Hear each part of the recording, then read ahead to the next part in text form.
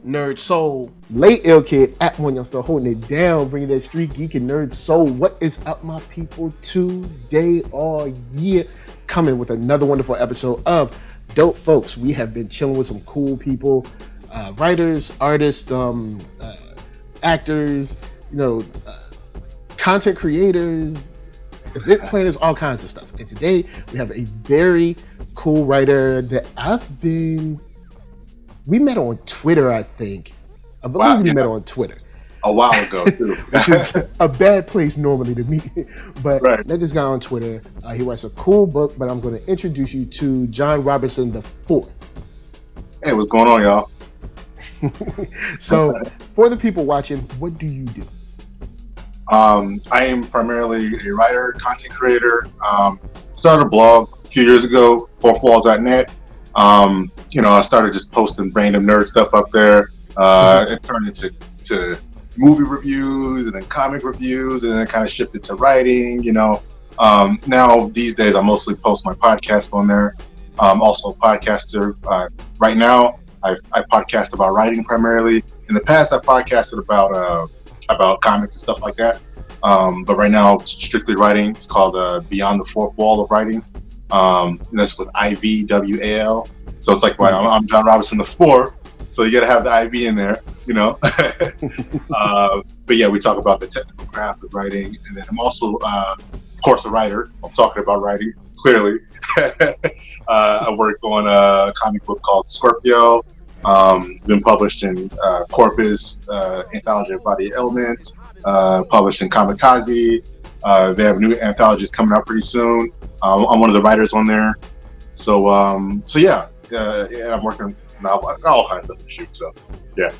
All right. So you've been writing for quite some time, and there's for those that are like tuning in and like, oh, you write books, you write blogs.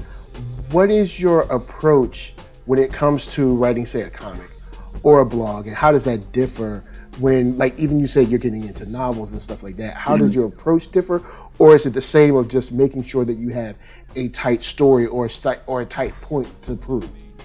Right. When it comes to like reviews or whatnot, I am looking at technical aspects when I'm talking about blogging about something, or blogging about, like, say, it's a movie or a comic or something like that. Then I'm looking for the technical aspects, usually of the story. I focus on a story because I'm a writer myself, a narrative writer. So I tend to focus in on those aspects. Like, hey, was the theme strong? Hey, did the characters have a great arc? Are our characters? Do we care about our characters? Does the plot make sense? That sort of thing. And then afterwards, I usually go over the other things, like how does the storytelling do as far as the art, if it's a comic book, or if it's a movie or something like that. How does storytelling do as far as the actor's portrayal, whatnot, camera work, whatever, that sort of thing. Okay. But what I focus on primarily, of course, is narrative writing. And that approach, whether it's a comic book, novel, TV script, doesn't matter what it is that I'm working on at the time, the approach is always, what is the story? And does the story make sense? There's all these genres, but the core of all of it is always story. So I just start with a story Bible. I write some characters out, get some traits going, get some motivations, get some things that they want. Usually parallel that or contradict them rather with things that they need. Mix for some good conflict, figure out some conflict, implement the plot, get a villain. So it's all about creating a story Bible to begin with, I think. So yeah, it's pretty much how it started, anyways. All right, good. I'm glad you brought up story Bible. A lot of people talk about having Bibles for their universes, for their characters. How do you even, when you think of a Bible, you think of like a very thick book. How do you even, as a writer approaching it, as a writer that has a good idea, how do you even start? Because, when you look at the end, you're like, okay, 100 characters, interpersonal relationships, boyfriends, girlfriends, ex-wives, ex-husbands, whatever, backstabbing. How do you start from like, okay, the first page to actually building, and this is before you even write the story. This is just who the people are, where they are. Like, how do you go about that normally? Or do you bring in like people to help, or do you just kind of plow through it? So Story Bible is an ongoing process. In my opinion, until the thing that you're working on is completely complete, the Story Bible is never complete. It is an always growing and evolving, living thing. Okay. So when you're writing, a lot of writing isn't actively writing on paper. A lot of writing is when somebody sees you staring off in space and they're wondering if you're crazy or not. And you're like, oh, my bad. I was just thinking about the conflicts and motivations of character A. Makes sense. I was just trying to figure out how their conflicts can coincide or contradict with the plot or whatever. It's just, it's that kind of a thing. But the story Bible is when you actually start to write those things down, because those things may not show up in your story for a long time. You know what I mean? But you have to write it down somewhere on paper. So if it's a character or whatever, I'll start off with some basic information. Stuff like their name, siblings, stuff like that. What's their socioeconomic level? That's super important. Like, believe it or not, don't skip over stuff like that. If you go find or download a character guide and it adds socioeconomic level, that stuff plays into your character a lot. Background, the race of the character. If it's a different world, it plays into it, because they got races that may not even be like regular races. You may have a alien race or something in your book, and then it's like, all right, now I got to figure out that culture. So you make a tagline for that to refer to later. You know what I mean? So anyway, I do like the character stuff like that first. And then I start to, like, all those little thoughts that I have in my head, I write those elements down. Okay, there's something in my book called the library.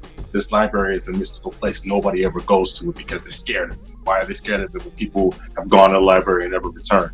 Then I start to write, I start to write down the little details about that. And then I'll come back to it in, like I said, initially it's just an entry in a dictionary or an encyclopedia, right? Okay. And then as it like spins in my mind more and I start to try to make sense of it, then I go back and I start adding details to it. And those details usually relate to other details. That's why it's important to do a story Bible, because, like, even though an element might be by itself in that moment, as you go on, you're going to connect it to other things in your story. Don't keep it waving around in your head, because as long as it's in your head, it's never concrete. But as soon as you write it down somewhere, even if it's on the computer or your notebook or whatever, then it becomes a thing. Exactly. And now you can connect that thing that exists with that, because you forget. I forget a lot. I don't know how many times I'm talking to my editor, and I'm like, yeah, my characters have this thing called the, hold on, let me look at my notes. And then I'll go look at my notes and I'll come back. Oh, yeah, okay. Because you'll forget details, and then as you go back over the details you wrote before, then now all of a sudden it's like, okay, that's clear, and then this other element that I'm writing now becomes more clear. So yeah, story Bible, in my opinion, is super important. And then as you're writing, say you're writing a novel, as you tack on things to your novel, you may implement, say it's a technology in your novel, right? There may be something you need for a scene that you tack in there, and you wrote it into your novel right there. Well, like in between your break time, you go back to your story Bible and you add in that thing. You add in the details about that thing. You figure that thing out. Because you might forget for your own continuity's sake. Right, exactly. And then you can use it in future parts of your novel. You know what I mean? So, yeah, that's how I do story Bibles. Ongoing, always growing. Yeah. And I see that a couple times every now and then, because I cover like books or TV shows or something, and every now and then I'll see something, like even in Supernatural. I'm a Supernatural fan. Yeah. Like Supernatural for a long time, and they're in their final season. And there's been things that have gone on when I've been like, hold up. In season 7, you did this. Right. Why aren't y'all acknowledging this, or why you did this in season 4, or you did this in season 12? Right. And of course, with TV you have like writers coming in and out, showrunners changing. Absolutely. So. But there are those things that people remember, and as you as a writer might be like, huh? Oh yeah. But it's like, when you become part of something and you jump into this world, it just becomes enveloping. And I wanted to jump into a world that you've kind of like introduced me to, which is Scorpio. And you let me see the first 2 issues, and jumping into that world is super. It's not dissimilar to ours, but it does display kind of like tangential traits that pull on what we kind of know normally and add some flavor onto it. When you do stories like that, when you make stories like that that are kind of closely tied to what we live, but add a little flair here and there, how do you decide what to add to throw a little spice on, to embellish a little bit on, whether it's supernatural or magic or tech, and what do you decide to keep plain and regular for all of us? Right. So when it comes to an urban fantasy style thing, it again goes back to the story Bible. Again, I'm saying the story Bible is at the foundation of everything. Because one of the first things I write, I mentioned like writing your and stuff, but really, really one of the first things I write, even if it may not be the very first thing, but it's something I do very early, is the history of the world. Right. So there is history in Scorpio that readers will definitely not see until near the last issue of Scorpio. That was one of the first things that I wrote, because that establishes the framework for which everything in Scorpio revolves around. So the world is normal here, except at this time, this thing happened, which caused this to happen and alters this. You know what I mean? So yeah, there's people living regular life and stuff like that, but there's people who's wearing kind of weird clothes and broken and look like some of the assassins and stuff like that. All right, cool. Wait, hold on. Where'd you get these power weapons from? I don't remember those. That kind of thing. And it comes from like there is an origin for all that stuff. You know what I mean? And for me personally, and sometimes different writers do it differently. Some people put that stuff in there and they write the backstory afterwards. Me, I like to have the backstory kind of laid down early, so that I know where this stuff came from, so that I can reference stuff that you are going to be introduced to later on down the line. So it's planned. I'm very much of a planner. All right. So to break from that from a second, as a writer, what stories that are out now, whether it's Netflix, HBO, Hulu, network TV, what stories are jumping out at you now? Whether they're kind of like old or brand new shows, they're like, hey, I'm digging that. I like how they do that. I gotta make my number one reference of all time. I think if you are a writer, absolutely, it's required. Anything that you write, Avatar: The Last Airbender, period. Well done, a well done show. Oh man, it's one of the best shows ever made. Like it's, and it is like the bread and butter of to magic systems, to character development. Yeah, it's very well done. The history. Yeah, history. So well done. Yeah, even into you had two shows, because Korra's storyline was like, because I know there's factions, right. People that like Aang and don't want nothing else. I'm one of those people that love them both for different reasons, because now we get to see the world that Aang and Korra and Toph and Zuko kind of left for everyone else. And that even though we thought, it's happily ever after, it's like, well, new conflicts alive. And no, kind of. And just seeing how our children, in this case, Dag, I can't even think of her name now. Tom's daughter, I can't think of her name, but seeing them grapple with legacy and then also try to inform on the new world, and playing with the kind of like the mystical, I guess, mythology of the Avatar. And what the Avatar can and can't do, and the limits of its powers, and then fight scenes that are stupid. Yeah, like, man, the dude in the Korra joint when she was it? I'm trying to remember who put the metal thing around that dude, the Cyclops dude's head. And yeah. I think it was Toph's daughter. Yeah. And everything they do is so. There's so much art in it. You know what I mean? It's all based on. So the art is crazy good. The story is crazy good. The characters' relationships make sense. And Korra Aang, Korra, and I remember someone brought me into Avatar. They're like, "Hey, there's this cartoon on Nickelodeon. It's kind of like anime, but I think you'll like it." And I watched it. I was like, Yeah. "Yo, on the Lodo, this joint is straight flames. Like on the low, it's one of the best. On point. Right. It's one of the best. Period. Because you're like Nickelodeon, Nickelodeon. Right. Yeah. Yeah. You're like regular old Nickelodeon. And it's like, yeah, man. That's probably the best show they put out. Man. That might be a conversation. There's a lot of good shows, but that's a good one. Yeah, that might be a conversation for another day, but yeah. Whew. Yeah. Story structure. Because story structure, you're right, man. It might not be the funniest show. It might, but it's good. Right. Yeah. Absolutely. It's definitely good. But with that said, you're writing something now.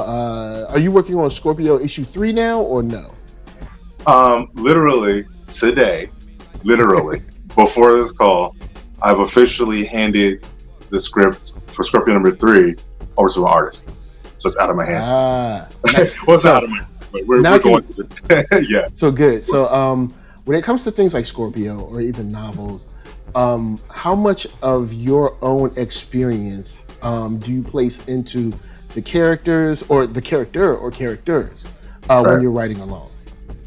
I draw things from the characters. Or I draw things that are in the characters from myself to an extent, but I also reach outside of myself. You know what I mean?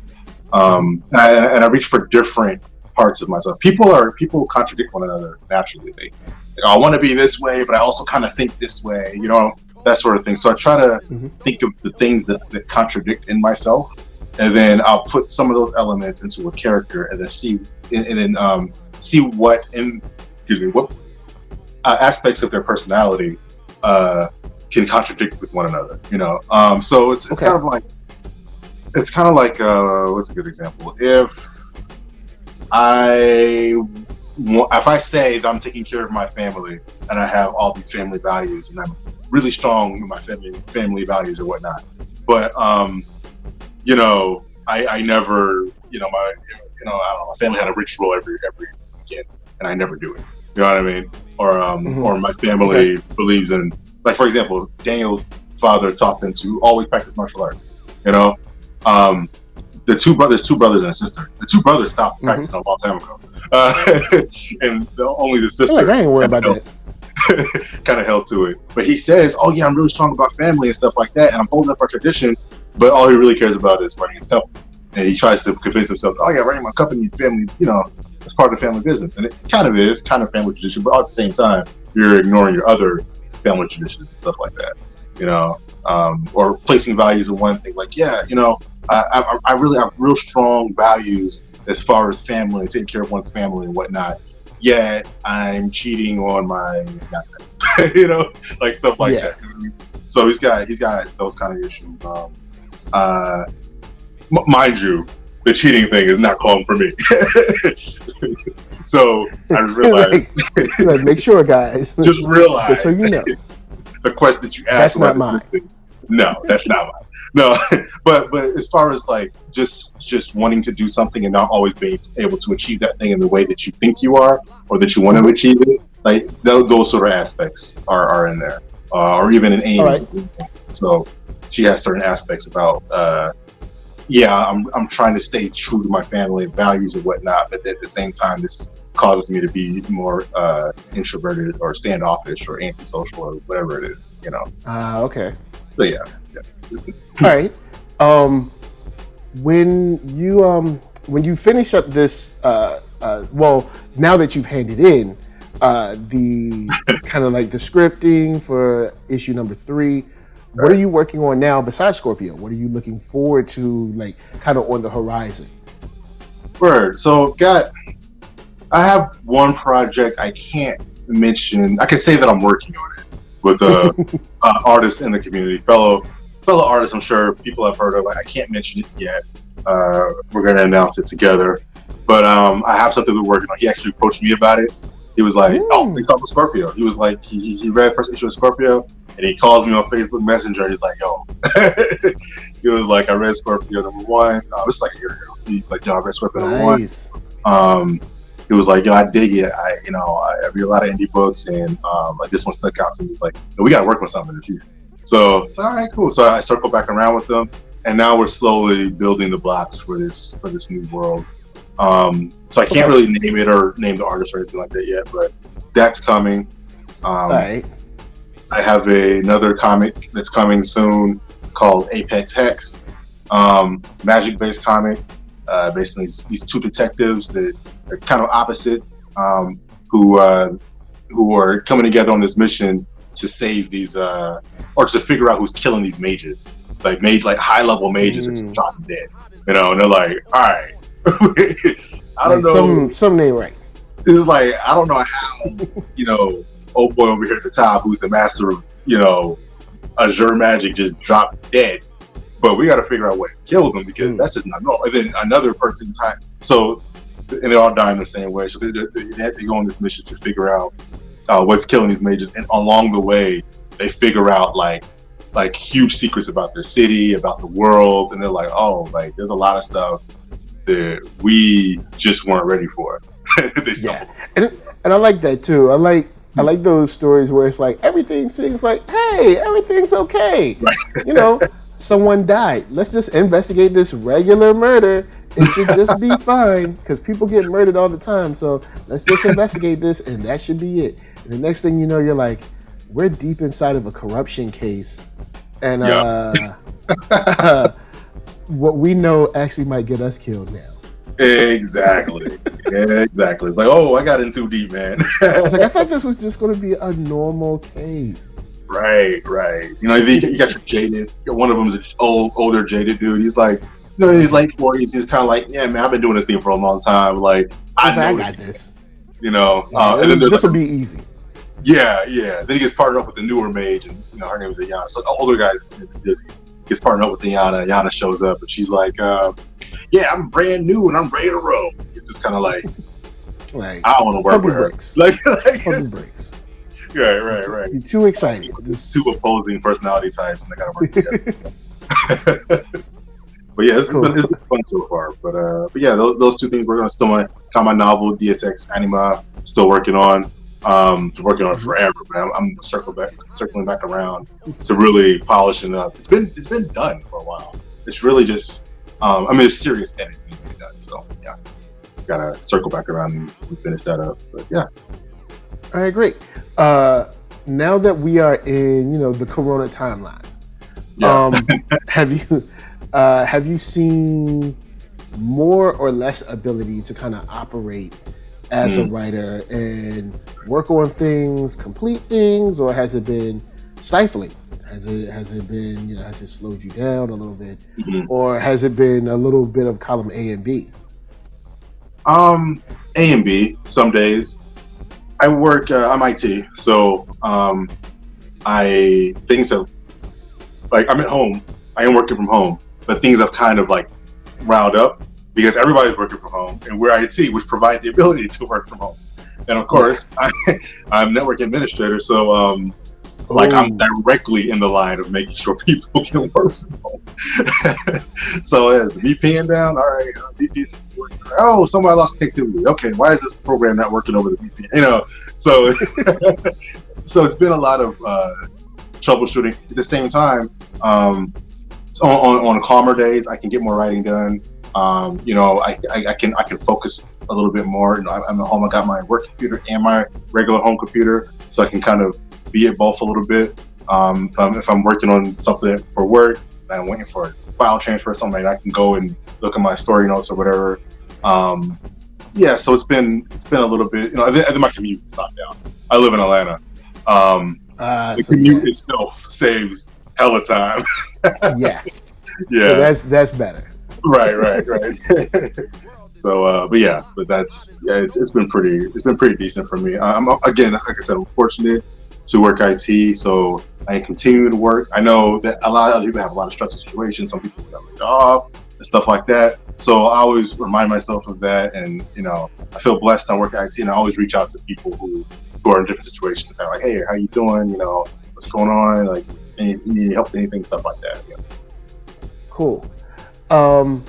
Before we get out of here, because I have one more question after this, let the people know at home where they can find you, find your work, especially the 2 books that you already have that they can get caught up with before issue 3 drops.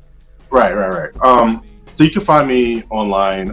If you search Skeritz anywhere, that's usually me. That's SCERITZ. But the easier way is to search at @4thWall, at IVWall on Twitter. Same thing on Instagram. You can also look up Beyond the 4th Wall. Just Google it. It's on iTunes, Spotify, Google Play, iHeartRadio, all that. You can get, the writing podcast. The latest episode is called How to Write Comics, as a matter of fact, episode 10. So if you want to see my insight on how I go about the comic process in more detail, you can listen to that episode. You can also find me on Facebook at, if you go to facebook.com/Scorpio Comic, it's there. And the website to buy the comics are scorpiocomic.com. So, yeah. All right. As far as Scorpio issue 3, and also in the novel that you have coming forward, what are you looking for your impact or your impression in the culture as a writer to be?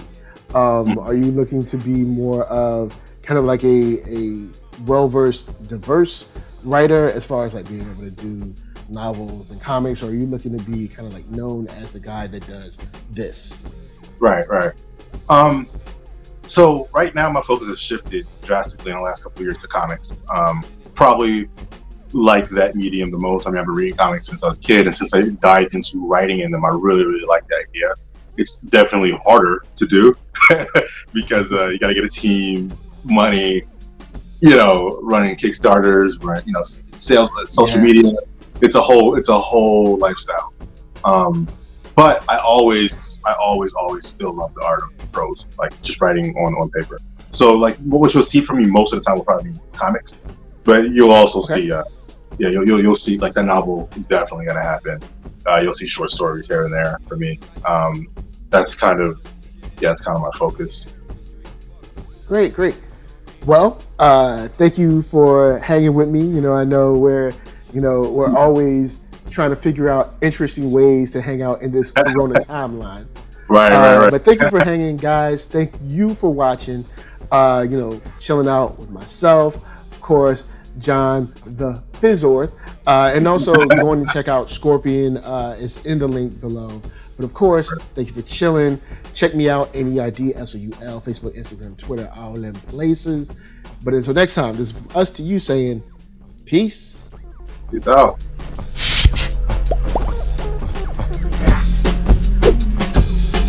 The world is cold, the block is hot as a stove on the corner.